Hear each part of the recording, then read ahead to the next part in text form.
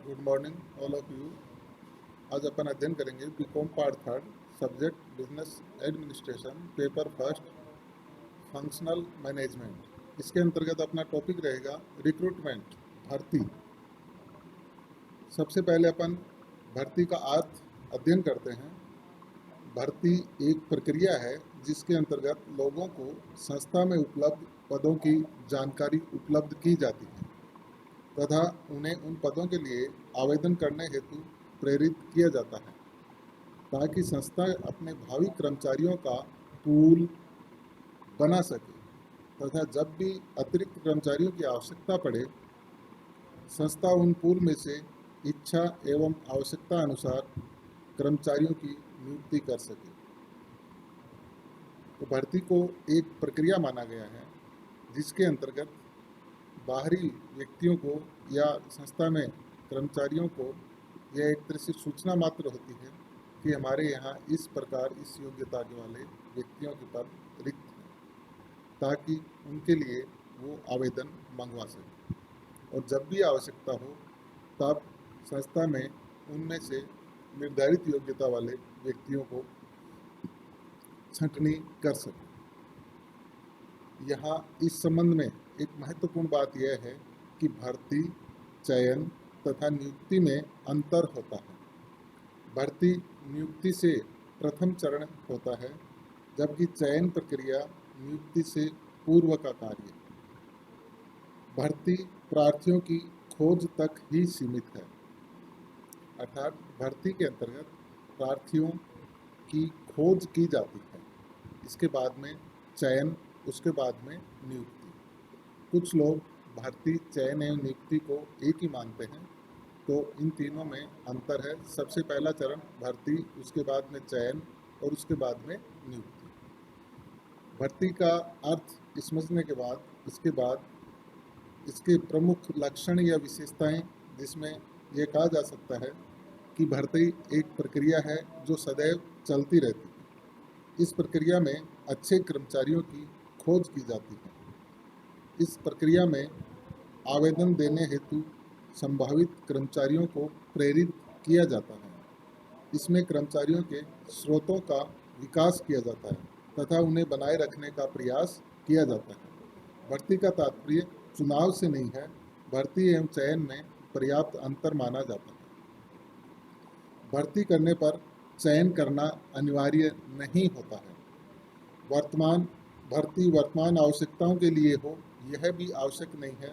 भविष्य की आवश्यकता के लिए भी भर्ती की जाती है। तो ये भर्ती की प्रमुख विशेषताएं अपन ने यहाँ पर अध्ययन की। इसके बाद इसमें अगला महत्वपूर्ण टॉपिक जो 20 नंबर का क्वेश्चन बनता है, भर्ती के विभिन्न स्रोत, सोर्सेज ऑफ रिक्रूटमेंट। कर्मचारियों की भर्ती के स्रोतों को मोटे रूप से दो भागों में डिवाइड किया गया है।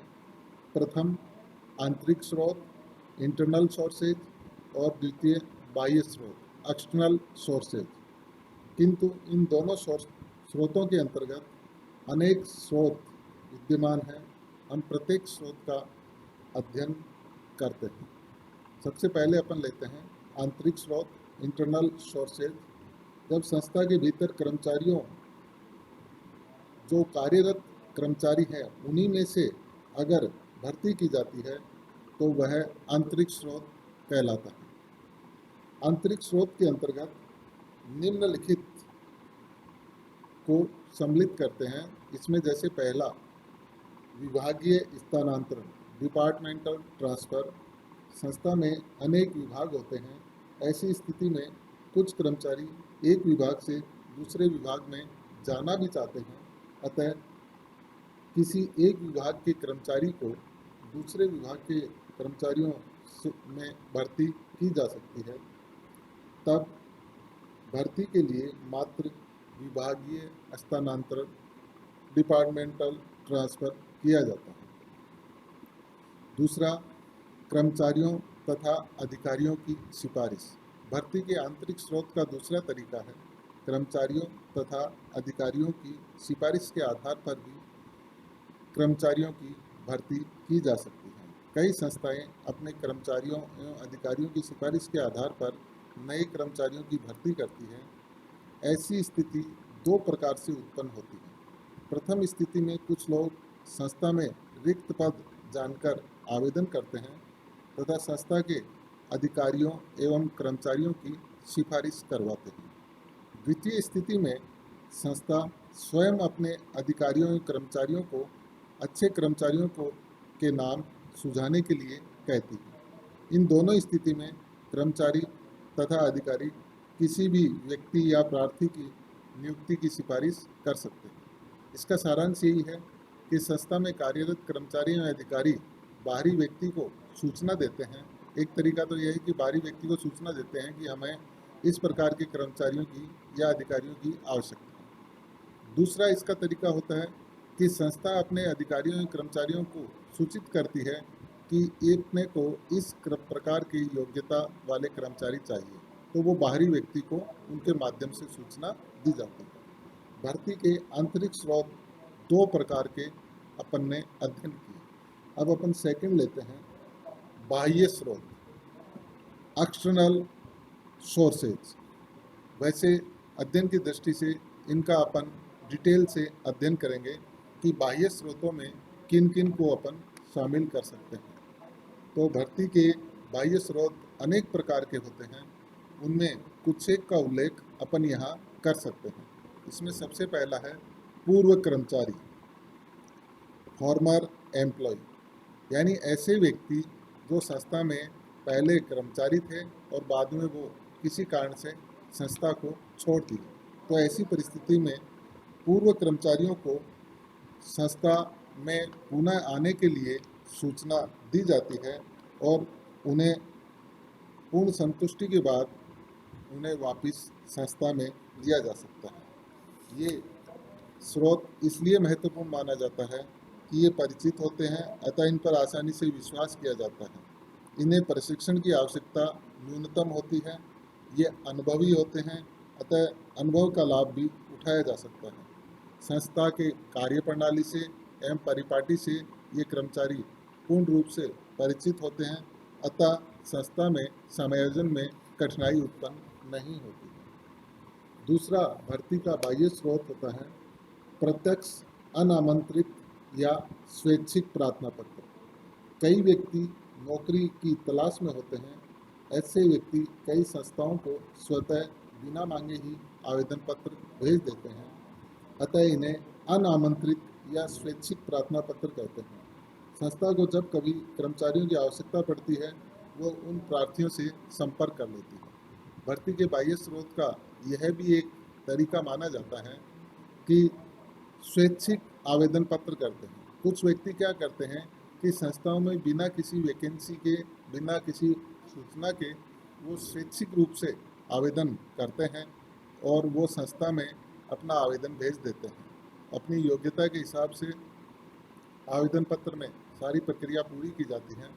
उसके बाद संस्था को जब भी उस प्रकार की योग्यता के कर्मचारियों की आवश्यकता होती है, वो उन्हें आमंत्रित कर सकती है। भर्ती के बाह्य स्रोत में तीसरा है रोजगार सेवा संस्थाएं, एम्प्लॉयमेंट सर्विस एजेंसीज। विदेशों में ही नहीं, हमारे देश में भी निजी क्षेत्र में अब अनेक रोजगार सेवा संस्थाओं की स्थापना हो चुकी है। ये संस्थाएं अपनी ग्राहक संस्थाओं की आवश्यकता के अनुसार कर्मचारी उपलब्ध कराती है। ये संस्थाएं अपने विशेषज्ञ सेवाओं से श्रेष्ठ कर्मचारी की नियुक्ति में मदद करती है। इसके बदले में कुछ शुल्क वसूल करती है, किंतु सरकारी रोजगार कार्यालय कोई शुल्क वसूल नहीं करता है। अगला रोजगार सेवा संस्थाओं के बाद तीसरा स्रोत, पांचवा स्रोत कार्य या पद चाहिए विज्ञापन। जिस प्रकार संस्थाओं को कर्मचारियों की आवश्यकता होती है और वे विज्ञापन देकर प्रार्थना पत्र आमंत्रित करती है, ठीक उसी प्रकार कुछ व्यक्ति अपने लिए कार्य या पद ढूंढने के लिए विज्ञापन दे देते हैं। देखिए, ये बिल्कुल उल्टा है। कुछ व्यक्ति अपनी योग्यता को अखबार में, न्यूज़पेपर में देते हैं कि मैं ये योग्यता रखता हूँ और मुझे रोजगार की आवश्यकता है। इस प्रकार का आवेदन पत्र दे देती है, अगर किसी संस्था को उस योग्यता वाले कर्मचारियों की आवश्यकता होती है तो वो उसे सूचना दे देते हैं। अगला है शिक्षण प्रशिक्षण संस्थाएं। शिक्षण प्रशिक्षण संस्थाएं भी कर्मचारियों की भर्ती का एक स्रोत माना जाता है। इस स्रोत से कुशल कर्मचारी प्राप्त किए जा सकते हैं। जिस किसी संस्था को कर्मचारियों की आवश्यकता होती है वह संस्था उस शिक्षण प्रशिक्षण संस्था से संपर्क करती है तथा अपनी आवश्यकता से अवगत करा देती है। शिक्षण संस्था का अध्यक्ष उस संस्था की आवश्यकता अनुसार योग्य एवं प्रशिक्षित छात्रों के नाम, पते एवं योग्यता आदि का विवरण उपलब्ध करा के उनके प्रारंभिक भेंट करवा देता है। व्यावसायिक संस्थाएं जब भी उपयुक्त समझती है उनमें से उपयुक्त कर्मचारियों की भर्ती कर लेती है। इसका सारांश यही है इस पॉइंट का कि कुछ शिक्षण प्रशिक्षण संस्थाएं चलती हैं जो प्रोफेशनल कोर्सेज चलाती है संस्थाएं, उनमें जो बड़े बड़े ऑर्गेनाइजेशन होते हैं, जो संगठन होते हैं, वो सूचना देते हैं कि हमें इस प्रकार की योग्यता के कर्मचारी चाहिए, तो वो शिक्षण प्रशिक्षण संस्था अपने यहाँ पर प्रशिक्षण पा रहे छात्रों को सूचना देती है और अगर इच्छुक छात्र होता है वह आवेदन कर देता है और वह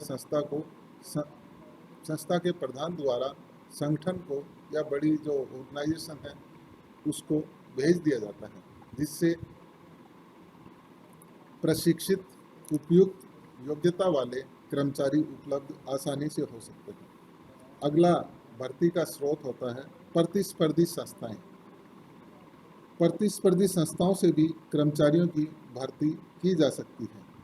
एक घरेलू उपकरण बनाने वाली संस्था दूसरे घरेलू उपकरण बनाने वाली संस्था के कर्मचारियों को भर्ती कर सकती है। इसमें क्या होता है कि एक ही प्रकार के प्रोडक्ट तैयार करने वाली संस्थाएं आपस में एक दूसरे के कर्मचारियों को भर्ती के रूप में आमंत्रित कर सकती है, उन्हें सूचना देकर अपनी संस्था में आमंत्रित कर सकती है आवेदन करने के लिए। अगला स्रोत है अन्य संस्थाएं। एक व्यावसायिक संस्था किसी भी अन्य व्यावसायिक संस्था के कर्मचारियों में से भर्ती कर सकती है, जैसे एक दवा कंपनी विद्युत साज सामान, खाद्य तथा पेय पदार्थ या पुस्तक प्रकाशक के कर्मचारियों में से भी भर्ती कर सकती है। ये संस्थाएं प्रतिस्पर्धी संस्थाएं नहीं होती हैं, अपितु संस्थाएं होती हैं। जैसे एक सेम प्रोडक्ट बनाने वाली कंपनियां अगर आपस में कर्मचारियों का भर्ती करती है तो वो प्रतिस्पर्धी संस्थाएं कहलाती हैं। इसके अतिरिक्त जो सेम प्रोडक्ट वाली संस्थाएं नहीं होती हैं और वो दूसरी संस्थाओं से कर्मचारियों को भर्ती के लिए आमंत्रित करती है तो वो अन्य संस्थाओं में शामिल की जाती है। अगला स्रोत है ग्राहकों के कर्मचारी। एक निर्माणी तथा थोक संस्था के कई ग्राहक थोक व्यापारी या फुटकर व्यापारी आदि होते हैं।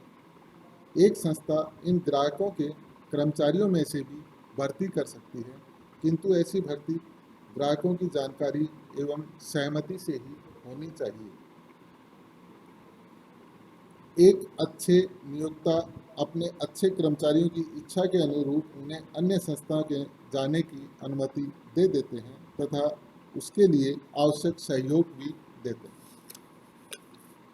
भर्ती का अगला स्रोत है अधिकारियों के क्लब। अधिकारियों के कई क्लब कर्मचारियों की भर्ती की सुविधा भी उपलब्ध कराते हैं। ऐसे क्लब नौकरी चाहने वाले व्यक्तियों के नाम और उनका पूर्ण विवरण प्राप्त करके उनका पंजीयन कर लेते हैं। तत्पश्चात ये क्लब समय समय पर उन विवरणों का परिपत्र बनाकर सभी सदस्यों को वितरित कर देते हैं। अधिकारी इस परिपत्र में वर्णित व्यक्तियों में से उपयुक्त कर्मचारियों को चुन सकते हैं।